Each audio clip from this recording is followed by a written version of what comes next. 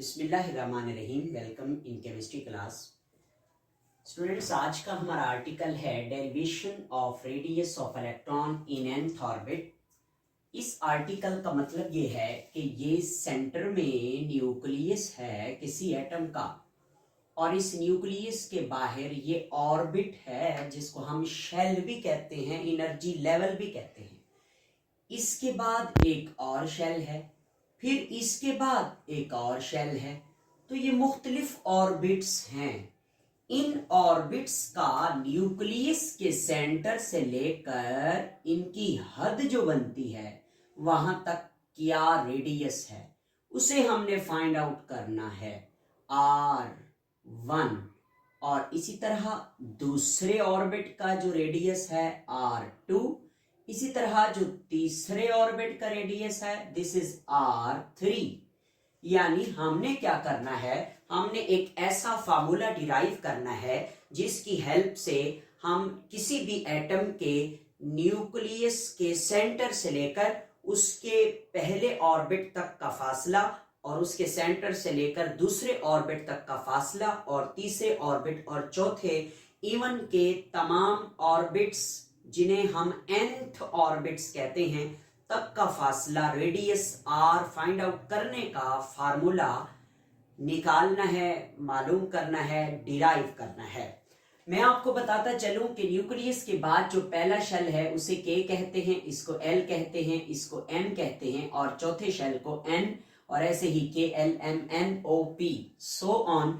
और पहले शेल के लिए जो क्वांटम नंबर होता है, क्वांटम नंबर का मतलब है नंबर ऑफ शेल। पहले शेल का नंबर बनता है n इज इक्वल टू 1, दूसरे शेल का नंबर बनता है n इज इक्वल टू 2, तीसरे शेल का नंबर बनता है n is equal to 3, and चौथे शेल का नंबर बनता है n इज इक्वल टू 4। ठीक है, तो हम क्या मालूम करने जा रहे हैं, derivation of radius of electron in nth orbit. Bohr के कारनामे हैं जो हमने डिस्कस करने हैं। सबसे पहले मेरे बेटे हमने सेंटर में न्यूक्लियस बनाना है, और न्यूक्लियस के बाहर जो है हमने पहला शेल बनाना है। क्यों? क्योंकि हमने ये हाइड्रोजन के एटम को एग्जाम्पल के तौर पर आज डिस्कस करना है। तो पहला शेल, और इसी शेल में एक ही इलेक्ट्रॉन होता है क्योंकि न्यूक्लियस के शेल में एक इलेक्ट्रॉन होता है। इस इलेक्ट्रॉन का जो मैस है हम उसे m से जाहिर करेंगे। इस इलेक्ट्रॉन के ऊपर जो चार्ज है हम उसे E नेगेटिव कहेंगे, नेगेटिव चार्ज है। और ये इलेक्ट्रॉन इस दायरे में जब घूमता है और जिस वेलोसिटी से घूमता है हम उसे v से जाहिर करेंगे। और मेरे बेटे इस इलेक्ट्रॉन और इस न्यूक्लियस के सेंटर के दरमियान के जो फासले को हम r कहेंगे, और इसी r को हमने मेजर करना है कि इस न्यूक्लियस के सेंटर और इस इलेक्ट्रॉन के ऑर्बिट तक जहां इलेक्ट्रॉन घूम रहा है कितना फासला होता है, यही हमने फाइंड आउट करना है। अच्छा, और उसके बाद ये सेंटर में जो न्यूक्लियस है, इस न्यूक्लियस के अंदर एक प्रोटॉन होता है, और उस प्रोटॉन का जो चार्ज है उसको हम E पॉजिटिव कहते हैं, और उस प्रोटॉन को जो जाहिर करते हैं हम Z से जाहिर करते हैं। यानी न्यूक्लियस में जो प्रोटॉन है उस पर जो चार्ज है वो है Ze पॉजिटिव।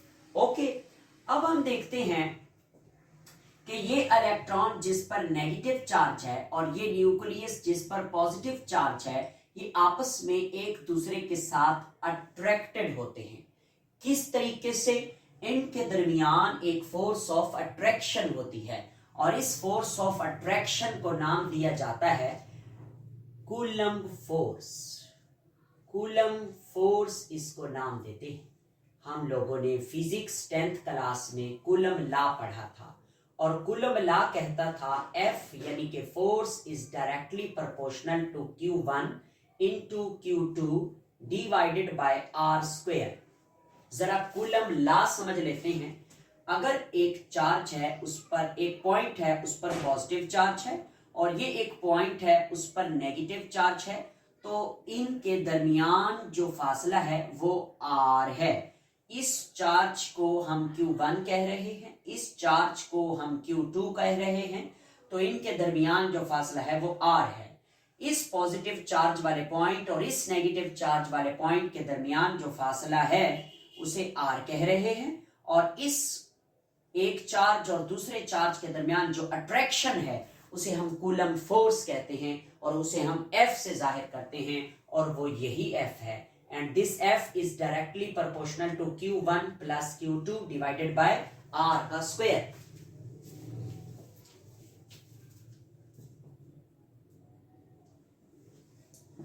अच्छा जनाब, अब हम क्या करेंगे, अब हम ये देखेंगे कि ये जो हमारा न्यूक्लियस है, इस न्यूक्लियस के सेंटर में जो प्रोटॉन है उसको हम Q1 कह देते हैं और ये जो इलेक्ट्रॉन है इस पर जो चार्ज है इसको हम Q2 कह देते हैं और दरमियानी फासले को हम R से जाहिर कराते हैं। तो इस पॉजिटिव और इलेक्ट्रॉन नेगेटिव के दरमियान जो फोर्स ऑफ अट्रैक्शन है उसको भी हम कूलम फोर्स कह देते हैं और इस कूलम फोर्स को सॉल्व करते हैं। मेरे बेटे F इज इक्वल टू, अगर मैं प्रोपोर्शनैलिटी का साइन हटा दूं तो मैं इधर इक्वल का साइन लगाऊंगा और इक्वल का साइन के साथ मुझे कोई कांस्टेंट लगाना पड़ेगा जो कि K है और साथ में लिखूंगा Q1 Q2 over R square. ठीक हो गया। अच्छा जनाब, आप देखेंगे कि K की वैल्यू क्या है, Q1 की वैल्यू क्या है और Q2 की वैल्यू क्या है। K की वैल्यू कूलम लॉ से निकाली जाती है जो कि एक कांस्टेंट है 1/4 पाई एप्सिलॉन नॉट, ये इसकी वैल्यू होती है K की। और हम आइए पुट करते हैं F is equal to, K की जगह पर पुट करेंगे 1/4 पाई एप्सिलॉन नॉट और Q1 की जगह पर पुट करेंगे ये वाला charge ZE positive dot Q2 की जगह पर पुट करेंगे ये वाला चार्ज जो कि क्या है E negative divided by R का स्क्वायर। ये R का स्क्वायर ही रहेगा। क्यों? क्योंकि इधर भी फासला हमने क्या लिया हुआ है, R ही लिया हुआ है। ओके मेरे बेटे, आइए आगे चलते हैं। अब इसको सिंपलीफाई करते हैं। F is equal to 1/4 pi epsilon naught. इसको इस तरह लिखने की बजाय आप 1 को हटा दें और 4 पाई एप्सिलॉन नॉट को नीचे लिखें और R के स्क्वायर को भी नीचे लिखें और ऊपर क्या आ जाएगा, ये चीज 1 के साथ मल्टीप्लाई हो रही है तो 1 तो किसी भी चीज के साथ मल्टीप्लाई हो आंसर सेम रहता है Z। ये E पॉजिटिव E नेगेटिव दोनों मल्टीप्लाई हो रहे हैं, दोनों पर पॉजिटिव नेगेटिव चार्ज है। तो हम ऐसा करते हैं कि पॉजिटिव और नेगेटिव को इग्नोर कर देते हैं और दोनों E का स्क्वायर ले लेते हैं, E स्क्वायर हो जाएगा क्योंकि इलेक्ट्रॉन पर जो चार्ज है और प्रोटॉन पर चार्ज है दोनों सेम है, वैल्यू उनकी सेम है मगर चार्ज का साइन डिफरेंट है। तो उस डिफरेंट साइन को हम इग्नोर करके Z और Z को स्क्वायर ले लेते हैं। ये हमारे पास आ गई कूलम फोर्स, या इसको हम F1 कह देते हैं, the force by which electron and nucleus are attracted with each other. इस फोर्स के जरिए ही इलेक्ट्रॉन और न्यूक्लियस आपस में एक दूसरे के साथ अट्रैक्टेड होते हैं। इसको कूलम फोर्स भी कहते हैं, इसको सेंट्रीपिटल फोर्स भी कहते हैं, इसको फोर्स ऑफ अट्रैक्शन भी कहते हैं। ओके, अब दूसरे नंबर पर ये जो इलेक्ट्रॉन है, इस इलेक्ट्रॉन को एक ऐसी फोर्स है जो इस दायरे से बाहर खींच रही है। अरे वो कौन सी फोर्स है? उसको कहते हैं सेंट्रीफ्यूगल फोर्स। क्या कहते हैं? Centrifugal force. नाम लिखता हूं, सेंट्रीफ्यूगल फोर्स, और उसे हम F2 से जाहिर करते हैं और उसकी वैल्यू होती है mv²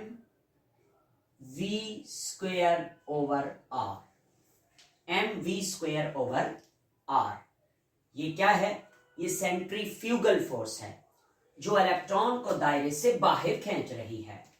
अब मेरा एक सवाल है कि अगर हम किसी भी स्टोन को धागे के साथ बांध के घुमाएं तो स्टोन घूमता है, ना वो आपकी तरफ आता है ना वो बाहर जाता है। मगर उस धागे को जब हम छोड़ते हैं तो वो धागा बड़ी तेजी के साथ उस पत्थर को लेकर, वो पत्थर उस धागे को लेकर बड़ी तेजी से दूर जाके गिरता है, किसी के सर में भी लग सकता है। तो वो असल में उस पत्थर को एक फोर्स होती है जो दायरे से बाहर खींच रही होती है, और एक फोर्स जो धागे के जरिए आपके हाथ और उस पत्थर के दरमियान है उसको सेंट्रीपिटल फोर्स कहते हैं, और एक बाहर की तरफ फोर्स होती है जिसको सेंट्रीफ्यूगल फोर्स कहते हैं। तो मेरे बेटे इस इलेक्ट्रॉन के साथ भी यही केस है कि इसको एक फोर्स है जो न्यूक्लियस इस पर लगा रहा है और इसको अंदर की जानिब खींच रहा है, और एक फोर्स है जो इसको बाहर से खींच रही है। दोनों फोर्सेस आपस में बराबर हैं, यानी F2 बराबर है F1 के, यानी सेंट्रीपिटल या कूलम फोर्स जो दायरे के अंदर खींच रही है वो, और जो दायरे से बाहर खींच रही है वो, दोनों फोर्सेस क्या हैं, इक्विवेलेंट हैं, बराबर हैं। इसीलिए तो इलेक्ट्रॉन ना न्यूक्लियस के पास आता है ना बाहर जाता है, वो एक खास रास्ते के ऊपर एक ऑर्बिट में घूमता रहता है। वजह, बाहर खींचने वाली फोर्स अंदर खींचने वाली फोर्स के बराबर है, इसलिए इलेक्ट्रॉन ना बाहर जाता है ना अंदर जाता है, बल्कि वो एक ही दायरे में सर्कल ग्रां ग्रां ग्रां घूमता रहता है। ठीक हो गया। अच्छा, तो हमने ये देखा कि F2 और F1 आपस में क्या है, इक्विवेलेंट है, बराबर है। ठीक है मेरे बेटे, अब हम क्या करते हैं, F2 की वैल्यू तो हमें पता है mv का स्क्वायर ओवर r, ये कहां से आई, ये कांस्टेंट है, ये फार्मूला है सेंट्रीफ्यूगल फोर्स का। एक बात सुन लें, फिजिक्स में सेंट्रीपिटल फोर्स का यही फार्मूला है, मगर केमिस्ट्री में आप इसको सेंट्रीफ्यूगल का फार्मूला याद रखेंगे, और अंदर सेंट्रीपिटल फोर्स का फार्मूला जो कूलम फोर्स है उसे इससे जाहिर करेंगे। तो centrifugal force F2 mv square over r is equal to centripetal force which is the coulomb force, और उसकी वैल्यू क्या है, ZE का square over 4 pi epsilon naught r का स्क्वायर। ओके, अब आप क्या करेंगे, इस r को इस r की पावर से कैंसल, क्योंकि इधर 2 r हैं जिनका स्क्वायर बना हुआ है, इधर एक r है, तो ये कैंसल हो जाएंगे।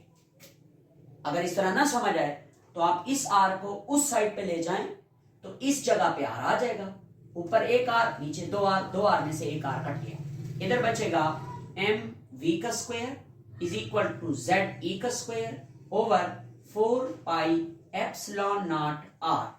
ओके, अब हम क्या करते हैं, इस mv स्क्वायर को और इस r को इंटर एक्सचेंज करते हैं, यानी mv स्क्वायर को इधर भेज देते हैं और r को इधर भेज देते हैं।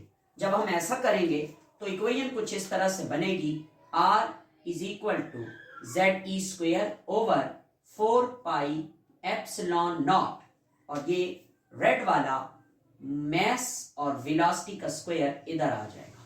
ठीक है मेरे बेटे, अब हम क्या करेंगे, अब हम ये चाहते हैं कि नहीं, एक चीज समझ लेते हैं पहले। Z क्या है, Z कांस्टेंट है, प्रोटॉन की तादाद है, और हाइड्रोजन के एटम में एक प्रोटॉन है, और E क्या है, चार्जेस हैं, चार्जेस का स्क्वायर है। चार्जेस भी कांस्टेंट होते हैं, पिछले आर्टिकल्स में पढ़ चुके। E इलेक्ट्रॉन का जो चार्ज था मिलीकॉन ऑयल ड्रॉप मेथड, उसमें हम पढ़ चुके। और फिर मेरे बेटे 4 तो 4 है, ये भी कांस्टेंट है, पाई की वैल्यू कांस्टेंट है। एप्सिलॉन नॉट क्या है, एप्सिलॉन नॉट है वैक्यूम परमिटिविटी। ये एक कांस्टेंट टर्म है जो फिजिक्स में पढ़ाई जाती है, इसको कहते हैं वैक्यूम परमिटिविटी, और इस साइन को पढ़ते हैं एप्सिलॉन नॉट। ये कांस्टेंट चीज है और इसकी एक वैल्यू होती है 8.84 into 10 raise to power -12 coulomb square joule per metre. Value क्या है, 8.84 into 10 raise to power -12 coulomb square per joule per metre. ये आपने याद रखनी है, ये एमसीक्यूज में आ सकती है ये वैल्यू। ठीक है, ये कांस्टेंट है जिसे आप वैक्यूम परमिटिविटी कहते हैं, और इसे एप्सिलॉन नॉट पढ़ा जाता है, और इसकी वैल्यू भी क्या है, कांस्टेंट है। मैस क्या है, मैस है इलेक्ट्रॉन का मैस, और वो भी कांस्टेंट होता है। तो ये सारी चीजें कांस्टेंट हैं, मतलब r is equal to Z E square over 4 pi epsilon naught m into 1 over v का स्क्वायर, ये सारी चीजें कांस्टेंट हैं। v कांस्टेंट नहीं है, वेलोसिटी कांस्टेंट नहीं है। मैं समझाता हूं। हम क्या करते हैं, इन तमाम कांस्टेंट को और इस इक्वल के साइन को खत्म कर देते हैं। जब हम किसी कांस्टेंट और इक्वल के साइन को खत्म करते हैं तो हम प्रोपोर्शनैलिटी का साइन लगाते हैं और इक्वेशन बनती है हमारे सामने r प्रोपोर्शनैलिटी 1 ओवर v का स्क्वायर। इससे एक बात सीखनी है कि वेलोसिटी r के इनवर्सली प्रोपोर्शनल है। मतलब r है रेडियस और वेलोसिटी है इलेक्ट्रॉन की, जो इलेक्ट्रॉन घूमता है। मेरे बेटे, अगर इलेक्ट्रॉन r1 में घूम रहा है, यानी पहले शेल में घूम रहा है, तो r1 का साइज देखे छोटा है, तो इस पहले शेल में घूमने वाले इलेक्ट्रॉन की वेलोसिटी ज्यादा होगी और आखिरी या इस r3 वाले शेल के अंदर घूमने वाले इलेक्ट्रॉन की वेलोसिटी कम होगी। क्यों? क्योंकि r और v आपस में इनवर्सली प्रोपोर्शनल हैं। अगर अगर r ज्यादा हो तो वेलोसिटी कम होगी, क्योंकि ये इनवर्स रिलेशनशिप है, और अगर r कम हो तो वेलोसिटी ज्यादा होगी। यानी अगर ये r1 है तो छोटा रेडियस है, तो इसमें घूमने वाले इलेक्ट्रॉन तेजी से घूमेंगे, और बड़े शेल में, बड़े ऑर्बिट में जिनका रेडियस ज्यादा है, वहां घूमने वाले इलेक्ट्रॉन आहिस्ता घूमेंगे। ये बात आप नोट कर सकते हैं। छोटा पहिया तेजी से घूमता है, बड़ा पहिया आहिस्ता घूमता है। या छोटे सर्कल में चीज ऐसे ऐसे ऐसे जोर से घूमती है और बड़े में आहिस्ता आहिस्ता ऐसे आहिस्ता आहिस्ता घूमती है। ओके, तो इससे हमने एक शॉर्ट क्वेश्चन सीख लिया कि velocity of electron is inversely proportional to radius. Okay, अब हम अपनी इक्वेशन को आगे चलाते हैं और मैं इधर से कहानी शुरू करूंगा। तो मेरे बेटे, हमारे पास मसावात क्या थी? हमारे पास इक्वेशन थी r is equal to Z E square over 4 pi epsilon naught m v का स्क्वायर। मैंने ये वाली इक्वेशन लिखी है। अब इस पूरी इक्वेशन में मुझे वेलोसिटी को रिमूव करना है, मुझे v के स्क्वायर को काटना है, हटा देना है। उसका तरीका क्या है? उसके लिए मुझे fourth postulate of Bohr atomic model को लेना पड़ेगा। मुझे बोहर का चौथा पोस्टुलेट पढ़ना होगा, और वो मैंने पढ़ा था बोहर का फोर्थ पोस्टुलेट इसी आर्टिकल से, पिछले आर्टिकल में। वो था mvr is equal to nh over 2 pi. इसको याद कैसे रखता हूं मैं? एंगुलर मोमेंटम mvr से जाहिर कराते हैं और वो बराबर होता है nh ओवर 2 पाई। नहीं है दो भाई हैं इन्हें 2 पाई, नहीं भाई, नहीं है 2 पाई। ठीक है, अच्छा जनाब, अब इस इक्वेशन से हम क्या करेंगे? v स्क्वायर की इक्वेशन निकालेंगे। पहले आप ये करें, ऊपर वाली इक्वेशन को इक्वेशन नंबर a कह दें, और इसको जरा देखें, m और r को इक्वेशन की दूसरी साइड पे ले जाए। m और r डिवाइड हो जाएगा और ये बन जाएगा v is equal to nh over 2 pi m r। Clear हो गया? अब इस इक्वेशन का दोनों साइडों से स्क्वायर ले लेंगे, taking square on both side. इधर भी स्क्वायर ले लें और इधर भी स्क्वायर ले लें, और स्क्वायर को सॉल्व करें। v square is equal to n square h square divided by 2 का स्क्वायर 4 होता है, pi square m square r square. ये इक्वेशन नंबर b कर देते हैं। अब आपने क्या करना है कि वेलोसिटी v2, वेलोसिटी के स्क्वायर की वैल्यू को इक्वेशन नंबर a के अंदर इस जगह पर पुट करना है। तो मेरे बेटे, अब हम इसको ड्राइंग को खत्म करते हैं और इसको समझते हैं, क्योंकि बोर्ड छोटा है मेरे पास, तो मैंने सारी बात समझानी है आपको। अच्छा जी, अब हम क्या करते हैं? इसको भी रिमूव कर देते हैं, ये भी हमारे किसी काम का नहीं है। ओके, रिमूव कर दिया। अब हम क्या करेंगे? इक्वेशन a किधर है उसको तलाश करते हैं। अरे ये रही इक्वेशन a, लिखता हूं r is equal to Z E square over 4 pi epsilon naught M और वी का square, this is equation number A. मैं इसमें क्या करता हूं, पुट करता हूं, putting value of V square in equation number A. Equation के अंदर हम वी स्क्वायर की वैल्यू को दर्ज कर देंगे और वो ये है। तो आइए पुट करते हैं, r is equal to Z E square over 4 pi epsilon naught M रहेगा, वी स्क्वायर की जगह पर हम उसकी वैल्यू पुट करेंगे और वो है ये रही। इसको याद से देख लें, N2H2 डिवाइडेड बाय 4 पाई का स्क्वायर एम का स्क्वायर आर का स्क्वायर। ठीक हो गया। अब जब पुट कर लिया तो इसे सॉल्व भी तो करना है।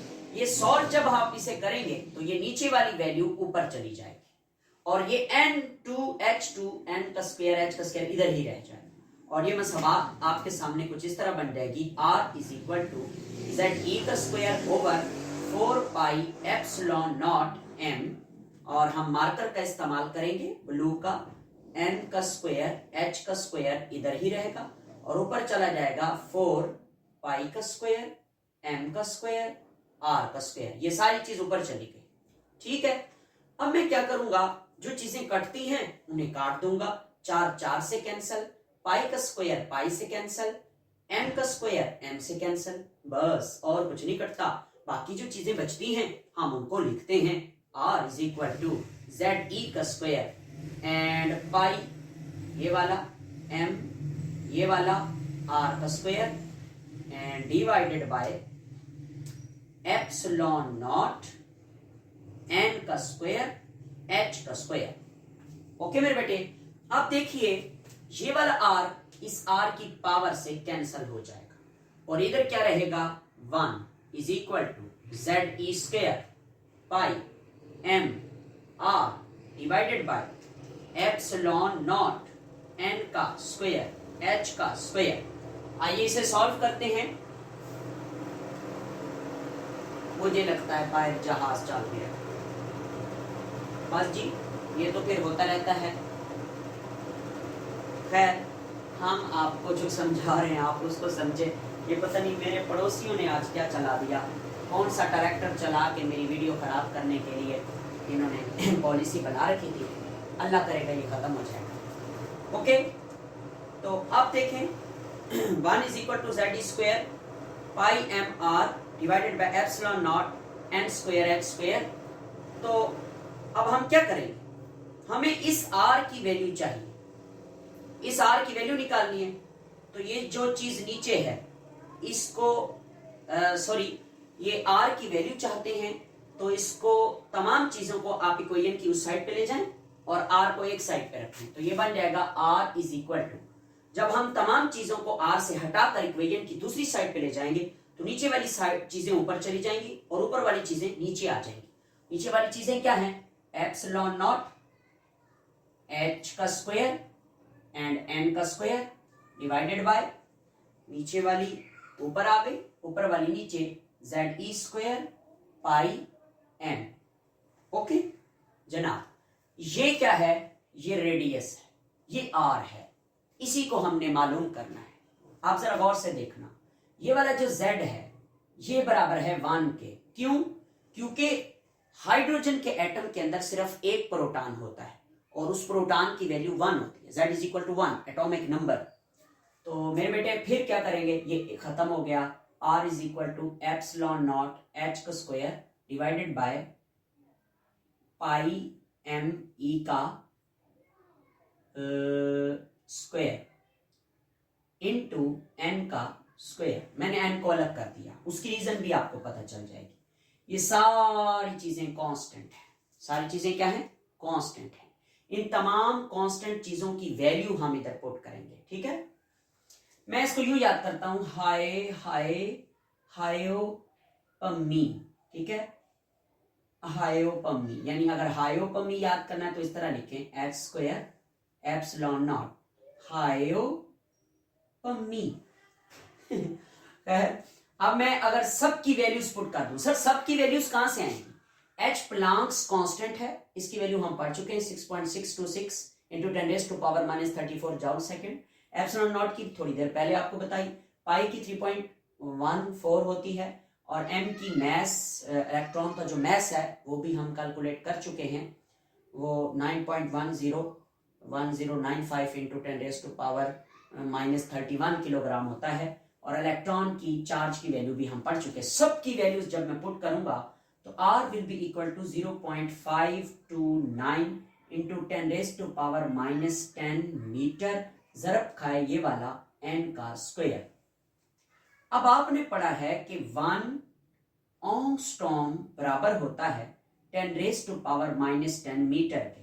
तो 10⁻⁻10 मीटर को घटाकर इस जगह पर मैं 1 एंगस्ट्रॉम अगर लिख दूं तो ये बन जाएगा R इज इक्वल टू 0.529, इधर आ जाएगा एंगस्ट्रॉम। मुझे अब हंसी आ रही है वो उस बात पे जो हमारे पड़ोसियों ने काम किया। तो क्या किया उन्होंने पता नहीं, मुझे वॉशिंग मशीन या ड्रायर मशीन उन्होंने चला दी थी। अच्छा मेरे बेटे, तो आगे चलते हैं। अब आपके सामने ये फाइनल इक्वेशन है। इस इक्वेशन से आप क्या कर सकते हैं, किसी भी रेडियस को आप फाइंड आउट कर सकते हैं बड़ी आसानी से। और वो कैसे फाइंड आउट करेंगे मैं आपको बताता हूं। आपको पता है के लिए n की वैल्यू 1 होती है, l के लिए n की वैल्यू 2 होती है, m शेल के लिए n की वैल्यू 3 होती है, n शेल के लिए छोटे n की वैल्यू 4 होती है। ये शेल्स के नाम हैं, k shell, l shell, m shell, n shell, और ये उनके नंबर हैं 1 2 3 4। जैसे किसी कॉलोनी में घर होते हैं, हाउस नंबर 1 2 3 4, मगर वो एक ही बंदे के नहीं होते। रहीम बश का घर है तो करण का घर है, अर्जुन का घर है, या फिर किसी भी इंसान का घर हो सकता है। तो खैर अब हम बात करते हैं, हाँ जी, अब हम देखते हैं कि कैसे हम R1 R2 R3 R4 find out करेंगे। बस इस फार्मूले में n की जगह n की वैल्यू पुट करते जाए। कैसे? R1 के लिए 0.529 एंगस्ट्रॉम मल्टीप्लाई बाय n की जगह 1 पुट करेंगे, 1 का स्क्वायर, आंसर क्या आएगा? वही आएगा, सेम, क्योंकि 1 के साथ जो भी चीज जरब खाए कोई फर्क नहीं पड़ता, आंसर सेम आता है। तो इसका आंसर क्या बनेगा? इसका आंसर बनेगा 0.529 एंगस्ट्रॉम। इसका मतलब ये है कि इस न्यूक्लियस के सेंटर और इस के शेल के दरमियान के फासले को, जिसे हम R1 ले रहे थे, कहा जाता है, इसकी वैल्यू है 0.529 एंगस्ट्रॉम, यानी डिस्टेंस है इधर से लेकर इधर तक का। इसी तरह हम R2 की वैल्यू फाइंड आउट करते हैं। R2 is equal to 0.529 angstrom, और इस n की वैल्यू की जगह हम 2 पुट करते हैं। 2 का स्क्वायर आ जाता है 4, 4 को 0.529 से मल्टीप्लाई करेंगे तो आंसर आएगा 2.11 एंगस्ट्रॉम। ओके, इसका मतलब इस न्यूक्लियस के सेंटर और के बाद एल शेल तक का ये जो दरमियानी फासला है R2, इसकी वैल्यू है 2.11 एंगस्ट्रॉम। ओके मेरे बेटे, उसके बाद R3 is equal to 0.529 angstrom multiply by n की जगह आप 3 की वैल्यू पुट करेंगे, क्योंकि m शेल के लिए n 3 के बराबर होता है। 3 का जो स्क्वायर है वो 9 आता है। 9 को मल्टीप्लाई करेंगे 0.529 से, आंसर आ जाएगा आपके पास 4.75 एंगस्ट्रॉम में। उसके बाद R4 फाइंड आउट करते हैं। R4 will be equal to 0.529 angstrom multiply by n की जगह 4, 4 का स्क्वायर 16, 16 को जब हम 0.529 एंगस्ट्रॉम से मल्टीप्लाई करेंगे तो ये 8.2 आई थिंक सो, ये इतना आंसर आ जाएगा। अच्छा, उसके बाद हम क्या करते हैं, N5 अगर मालूम करना है, N5 तो R5 होगा 0.529 एंगस्ट्रॉम मल्टीप्लाई बाय इधर 5, उसका स्क्वायर, आंसर आ जाएगा 13.11 या 22 एंगस्ट्रॉम। ठीक हो गया। ये क्या है? ये आपके सामने हमने मालूम किए मुख्तलिफ ऑर्बिट के रेडियस। एक क्वेश्चन है, वो क्वेश्चन ये है कि जो सेकंड ऑर्बिट है, second orbit is away, is 4 time away. Second orbit is 4 time away from the nucleus. From the nucleus. Then first orbit, इसको समझ लें। वो कहता है कि जो दूसरा शेल है, दूसरा ऑर्बिट है, वो पहले ऑर्बिट के मुकाबले में न्यूक्लियस से 4 गुना दूर है। मतलब अगर पहले ऑर्बिट और न्यूक्लियस के दरमियान ये फासला है, तो न्यूक्लियस, ये न्यूक्लियस समझ लें, न्यूक्लियस और दूसरे ऑर्बिट के दरमियान इस फासले से 4 गुना फासला होगा। यानी अगर इतना फासला है तो इतने फासले का 4 गुना फासला होगा। कैसे पता चला? इधर देखें, फर्स्ट ऑर्बिट का जो रेडियस है वो है 0.529। सेकेंड ऑर्बिट का रेडियस फाइंड आउट करने के लिए हमने 0.529 को 4 से मल्टीप्लाई किया है। 2 का स्क्वायर क्या होता है? 4। ओके, इसी तरह जो तीसरा ऑर्बिट है वो पहले ऑर्बिट के मुकाबले में न्यूक्लियस से 9 टाइम दूर होगा, 9 गुना। इसी तरह चौथा ऑर्बिट, नहीं, हाँ जी, चौथा ऑर्बिट न्यूक्लियस से पहले ऑर्बिट के मुकाबले में 16 टाइम दूर होगा। और जो पांचवा ऑर्बिट है वो न्यूक्लियस से पहले ऑर्बिट के मुकाबले में 25 गुना दूर होगा। डिस्टेंस बढ़ता जा रहा है स्केयर के लिहाज से। और एक बात आपने याद रखनी है कि अगर हम ये देखें कि R2 minus R1 and R3 minus R2 and R4 minus R3, ये क्या है? ये डिफरेंस है बेसिकली। यानी अगर मैं R2 को माइनस कर दूं, R2 में से R1 को माइनस कर दूं, जो जवाब आएगा उसे मैं इधर लिखूंगा और वो छोटा होगा इससे, और ये छोटा होगा इससे, एंड सो ऑन। दोबारा सुन लें इसे। अगर मैं R2 माइनस R1 करूं, जो जवाब आएगा उसे मैं इधर लिखूंगा, और R3 माइनस R2 करूं, जो जवाब आएगा उसे मैं इधर लिखूंगा, और जो R4 माइनस R3 करूं, जो जवाब आएगा उसे मैं इधर लिखूंगा। तो ये वाला जो डिफरेंस है R4 माइनस R3, इसकी वैल्यू ज्यादा होगी किस से? R3 माइनस R2 से। और R3 माइनस R2 की जो वैल्यू होगी वो बड़ी होगी R2 माइनस R1 से। ये आप वैल्यूज पुट करके चेक कर सकते हैं। तो this is about today lecture, radius of electron in nth orbit. Her orbit के रेडियस को फाइंड आउट करने का तरीका मैंने अपनी बसात के मुताबिक, अब जितना मुझे इल्म है उतना मैंने आपको सिखा दिया। इसके बाद हम जो लेक्चर बनाएंगे उसमें हम एनर्जी डेरिवेशन को डिस्कस करेंगे। Thank you very much. Allah Hafiz.